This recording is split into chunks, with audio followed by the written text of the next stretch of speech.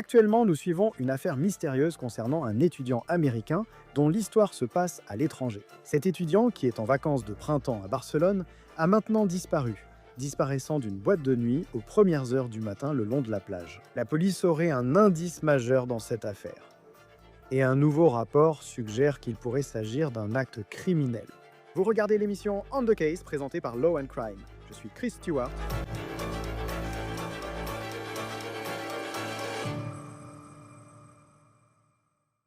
Très bien, cette histoire prend de l'ampleur aujourd'hui. Un vrai cauchemar pour un parent. Votre enfant part en vacances de printemps pour rendre visite à des amis à l'étranger, dans une ville relativement sûre. Mais ensuite, vous recevez l'appel vous annonçant que votre enfant a disparu. Et c'est le cauchemar auquel la famille de James Gracie, âgé de 20 ans, est confrontée en ce moment. On l'appelle Jimmy. Il est étudiant à l'université de l'Alabama. Il doit obtenir son diplôme au printemps prochain. Il est également originaire de la région de Chicago.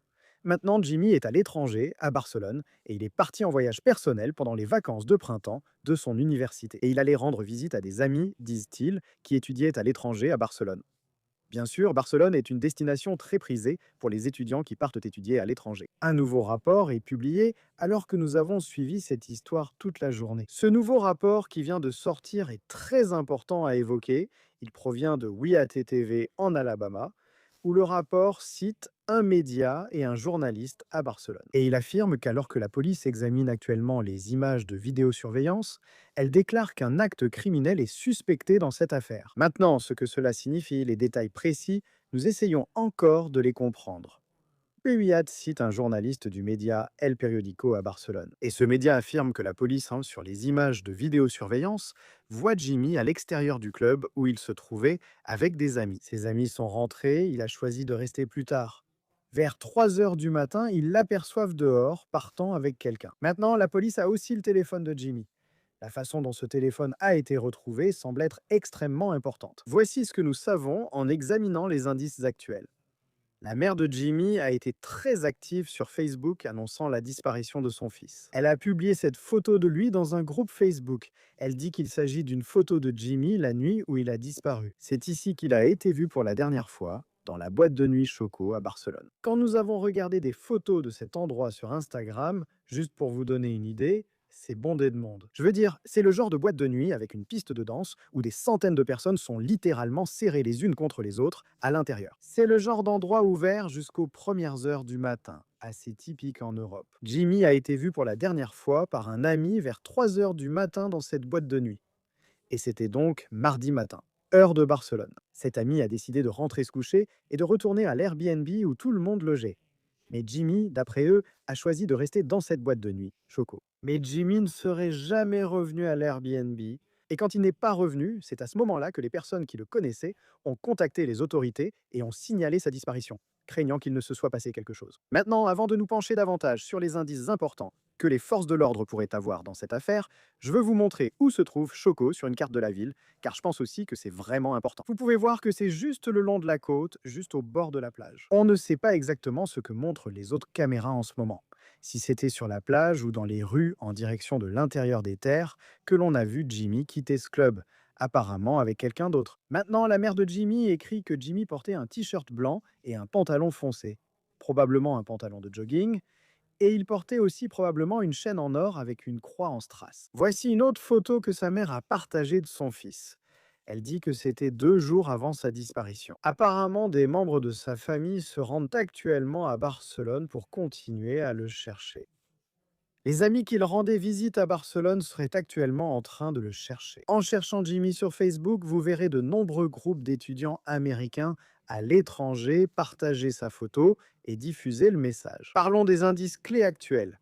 La police de Barcelone disposerait non seulement de la vidéo de surveillance où il quitte la boîte de nuit, mais aussi de son téléphone portable. Et un porte-parole de la famille a déclaré à Fox News que le téléphone a été retrouvé lors de l'arrestation d'une autre personne.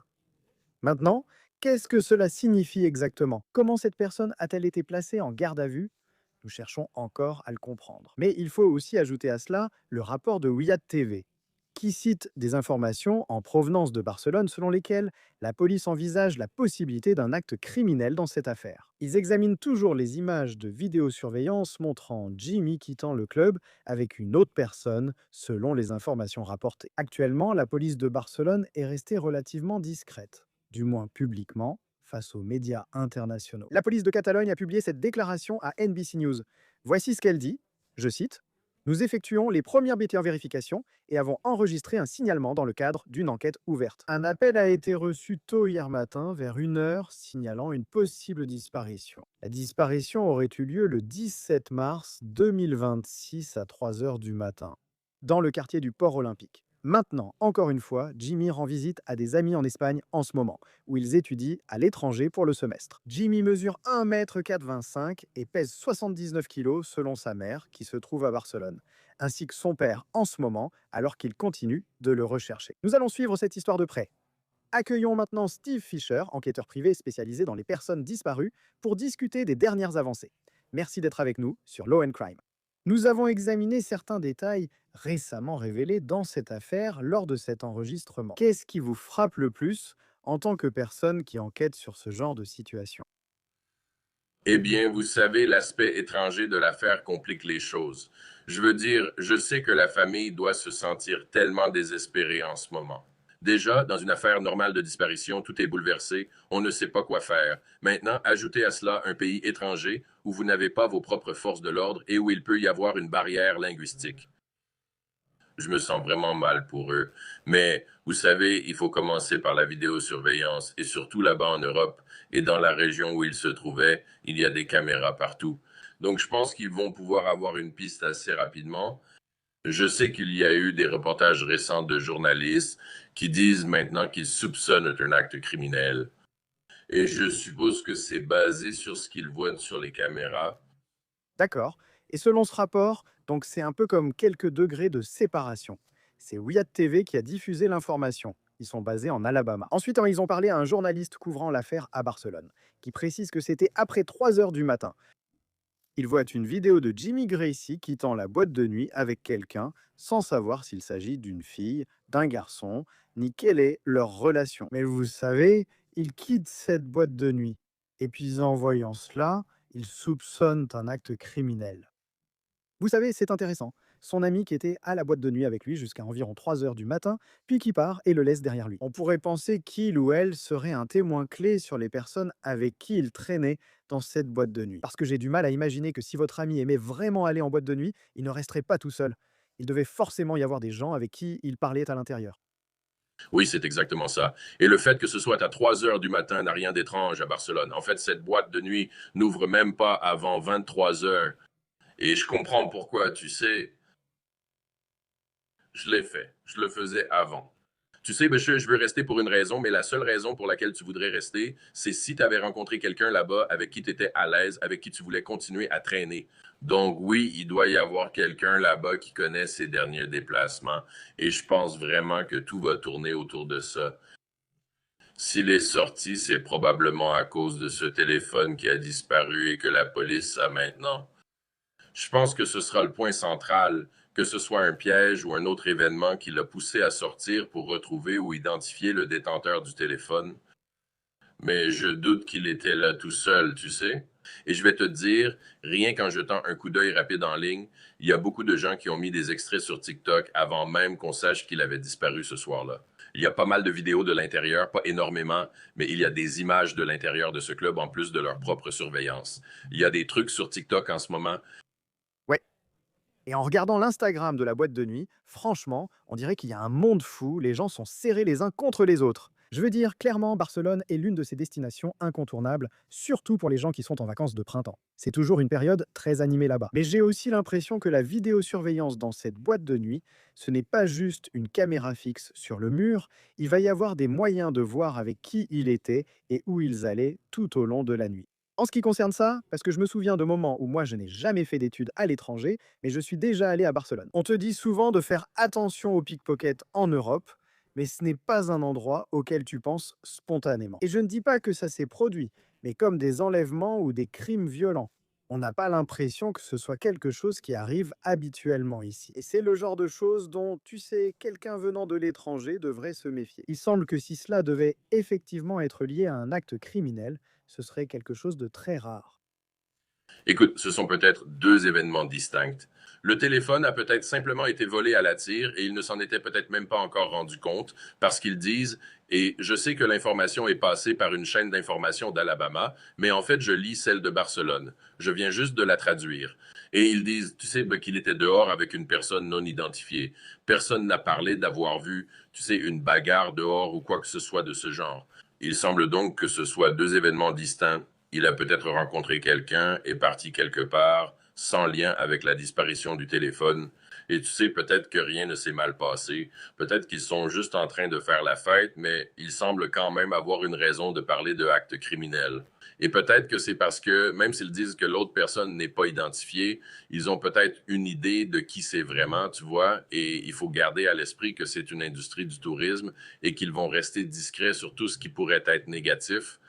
Parce que pour être honnête, quand j'ai regardé où se trouvait Choco, je crois que c'est comme ça que la boîte de nuit s'appelle, là où elle était située, juste au bord de la plage. Ce qui m'inquiète à 3 heures du matin, c'est que c'est peut-être quelqu'un qui a trop bu. Tu sais, hein, il a 20 ans, tu vois, et il va dans l'océan, mais il ne semble pas, du moins pour l'instant, que ce soit la direction que ça prend. Du point de vue de la famille, c'est vraiment un cauchemar qu'il traverse. Je sais que la mère et le père seraient en partie à Barcelone. Mais comment fait-on pour surmonter ça? Et il ne s'agit pas seulement de la barrière de la langue, Barcelone et la police là-bas ont des règles très différentes. Et ils doivent probablement ressentir les choses différemment en ce qui concerne la transmission d'informations, par rapport à ce qu'on obtiendrait si cette affaire se déroulait à San Diego. Comment gère-t-on cela? Je veux dire, surtout s'ils engagent quelqu'un comme un détective privé pour venir et essayer d'aider. Eh bien, cela arrive souvent avec les affaires à l'étranger, c'est que surtout les forces de l'ordre, elles ont l'impression que, oh, les Américains pensent qu'ils peuvent obtenir tout ce qu'ils veulent, tu sais, tout ce qu'ils veulent. Ils sont d'une certaine manière supérieurs, que ce soit les forces de l'ordre ou autres. Ils vont prendre l'affaire et rester très fermés.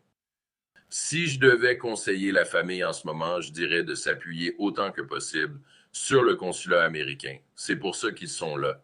Ils ont ces relations avec les hauts placés. Et ça, écoute, ça va prendre de l'ampleur, ça va devenir national, ça va faire la une des journaux. Je pense que cette affaire va faire la une des journaux dans les prochaines 24 heures. Et les responsables en Espagne vont vouloir prendre le contrôle de la situation.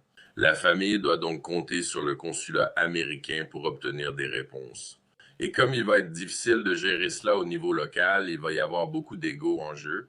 Et vous savez, surtout si les forces de l'ordre américaines essaient d'obtenir des mises à jour et tout ça. Donc, appuyez-vous sur le bureau du consulat. C'est pour ça qu'ils sont là. Et mec, je t'espère juste que tout ira bien. T'espère juste que tu sais, il fait la fête quelque part et qu'il n'a aucune idée de ce qui se passe. En ce qui concerne, vous savez, la première chose à laquelle j'ai pensé aussi, bien sûr, c'est l'eau. Mais quand tu vois la photo de lui, il n'a pas l'air si mal en point. On dirait juste qu'il a peut-être bu quelques verres. Il ne semble pas du genre à se jeter à l'eau. En plus, la plage est très bien éclairée, un peu comme une entrée de port. Donc, je ne pense pas que l'eau soit en cause ici, mais la vraie question, c'est pourquoi il est parti. Est-ce qu'il est parti essayer de retrouver ce téléphone, ou bien est-ce qu'il est parti avec quelqu'un pour continuer à faire la fête, ce qui, à 3 heures du matin, n'est pas inhabituel à Barcelone? Non, je veux dire, je ne connais pas bien l'Europe, mais c'est généralement un endroit où les gens sortent jusqu'au petit matin. Oui, Tu sais, c'est aussi un endroit où les gens, tu sais, se déconnectent souvent d'internet et tu sais, d'accord, tu espères dans le meilleur des cas que c'est une sorte de malentendu. ouais. Mais en même temps, tu sais, non, je pense que dans 24 heures, j'ai l'impression qu'on sera face à une histoire. Si ça prend la direction indiquée par ce rapport, où ils enquêtent sur un acte criminel, on va en parler pendant, tu sais, un bon moment. Comment, enfin, quand tu vois ces affaires se dérouler, surtout dans un pays étranger, où Barcelone est une ville qui dépend beaucoup du tourisme, ils ne veulent surtout pas être perçus comme un endroit où il arrive des actes criminels à des étudiants américains qui viennent là-bas. Comment as-tu vu cela impacter la police, certaines villes et les enquêteurs quand une affaire comme celle-ci commence à se dérouler? Eh bien, je veux dire, il garde ça extrêmement discret. Je pense qu'on a vu ça en République dominicaine à peu près à la même période l'année dernière, tu sais, and, Yes, riesce con anche. Oui, c'est ça. Et donc, ils vont, tu sais, ils ont leur propre façon de traiter les affaires. Je suis vraiment, mais peut-être que dans ce cas, écoute, on dirait qu'ils ont des raisons de croire qu'il pourrait se passer quelque chose de grave. Je doute qu'ils auraient donné une déclaration à une journaliste locale, si son reportage est fiable, affirmant qu'ils soupçonnent un acte criminel, à moins d'en être vraiment convaincus aussitôt, à peine 20 ou 30 heures après les faits. Ils doivent en savoir plus. Et ça me fait vraiment me demander si la personne qu'ils ont en garde à vue, celle à qui ils ont pris le téléphone, est peut-être liée au groupe de personnes qu'il a rencontré et que cette personne a fait des déclarations ou quelque chose qui pourrait expliquer ce qui a pu se passer ici. Mais je trouve aussi curieux qu'il soit allé fouiller son Airbnb tout de suite. Il pourrait le faire pour voir ce qu'il y a là-bas, mais je doute que ce soit prioritaire, même s'ils l'ont mentionné dans leur déclaration aux journalistes. Donc tout cela est vraiment curieux. C'est vrai. Il faut aussi rappeler que la notion d'acte criminel en Espagne et en espagnol peut différer de notre interprétation. Il s'agit bien sûr d'un acte criminel. Je veux dire, on imagine tout de suite le pire, mais ce que pourrait signifier un acte criminel, les conséquences possibles dans cette affaire, pourraient ne pas être aussi graves que ce que l'on imagine. Parce que quand on pense à un acte criminel aux États-Unis, on imagine tout de suite le pire scénario possible. Avec ça, tu sais, en ce qui concerne la zone où il se trouve, en regardant la carte, tu vois, oui, il y a de l'eau, mais il semble que ce soit un endroit assez populaire à Barcelone. Comment ça fonctionne quand il s'agit de reconstituer, tu sais, s'il est dehors avec cette personne devant le club, devant Choco, où ils vont ensuite? Il semble que Barcelone soit le genre d'endroit où tu pourrais les suivre dans la rue et avoir une assez bonne idée d'où ils vont. Je me demande, puisque nous n'avons pas eu plus d'informations à ce sujet en enregistrant ceci, ce que tu en penses sur la quantité d'infos disponibles et pourquoi il n'y en a pas eu plus publié. Oui, je ne sais pas. Donc, ce que tu as dit est exactement juste. Tu ne veux pas que cette zone se limite simplement à l'Europe. Tu peux aller sur Google Street View. Il y a beaucoup de caméras au club ainsi que dans toutes les entreprises autour du club. Il y a aussi un port, c'est sur un quai et les docks ont des caméras qui regardent vers ce club. Donc, je pense qu'ils vont pouvoir le voir. Ils vont pouvoir le suivre. En fait, c'est une zone très densément peuplée, non?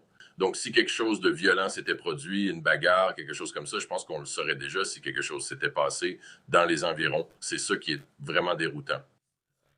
On dirait qu'il est parti volontairement, probablement avec quelqu'un. Comme tu l'as dit, mais il y a peut-être une mauvaise interprétation du terme acte criminel. Il ne pourrait pas être dans la rue quelque part. Il l'aurait déjà retrouvé s'il avait été battu ou quelque chose comme ça. Donc, tu sais, peut-être. Tu sais, c'est difficile. C'est difficile à dire, mais il y a tellement de caméras. Si un acte violent s'était produit, je pense que cela aurait été filmé et qu'ils auraient déjà informé la famille ou donné des informations à ce stade. La famille semble transmettre au public ce qu'elle découvre. Donc, je ne sais pas. Franchement, il semble qu'il soit bien parti. Même s'ils disent qu'ils ne l'ont vu qu'à l'extérieur en train de parler à une personne inconnue ou avec une personne inconnue, il est évident qu'il est parti et probablement avec cette personne. Et vous savez, qu'ils suivent cette voiture ou qu'ils aient pris un taxi, je pense qu'avec toutes les caméras là-bas, ils devraient le savoir. C'est une zone très densément peuplée. Oui. Et au moins pouvoir identifier qui est cette personne avec qui il était, en supposant qu'il était dans cette boîte de nuit, et si cette personne était connue des gens dans la boîte de nuit. Je ne dis pas que c'est une situation d'enlèvement, nous ne savons pas. Mais je pense aussi qu'en voyant des enlèvements internationaux, un étudiant de 20 ans n'a tout simplement aucune valeur. Il ne semble tout simplement pas être le genre de cible qu'on voit habituellement dans ces cas-là. Non, tu sais, normalement, on viserait des riches. Hein. Il y a des fortunés sur des yachts dans la même zone. Tu sais, je pense qu'ils ont probablement une idée de la personne avec qui il est, parce que pour qu'ils disent aussitôt qu'ils soupçonnent un acte criminel, je pense qu'ils doivent avoir une idée de qui est avec lui, ou dans quoi il a été attiré, ou peu importe. Sinon, ils n'auraient pas fait une déclaration aussi rapidement, je ne crois pas. Donc, même s'ils ne confirment apparemment pas non plus à ce stade s'ils ont réellement le téléphone portable ou non, même si la famille semble avoir des informations, ils l'ont bien dans leur possession suite à une arrestation qui a eu lieu. Et Vous savez, la question c'est, quand ils ont arrêté cette personne avec le téléphone, comment ont-ils su aussi vite que c'était son téléphone en supposant qu'il était probablement verrouillé par un code? Je me demande donc s'ils suivaient un événement sur vidéosurveillance qui les a amenés à la personne avec le téléphone sans encore trouver celle qui l'accompagnait alors. Oui, la manière dont ils ont trouvé le téléphone est un élément clé à ce stade, donc 3 heures du matin. Mardi, nous enregistrons ceci à 2h21 heures de l'Est, mercredi. Donc vous savez, et ils ont de l'avance sur nous. Qu'est-ce qui vous inquiète dans cette chronologie? C'est simplement que c'est déjà le deuxième jour là-bas et qu'il n'a pas été vu.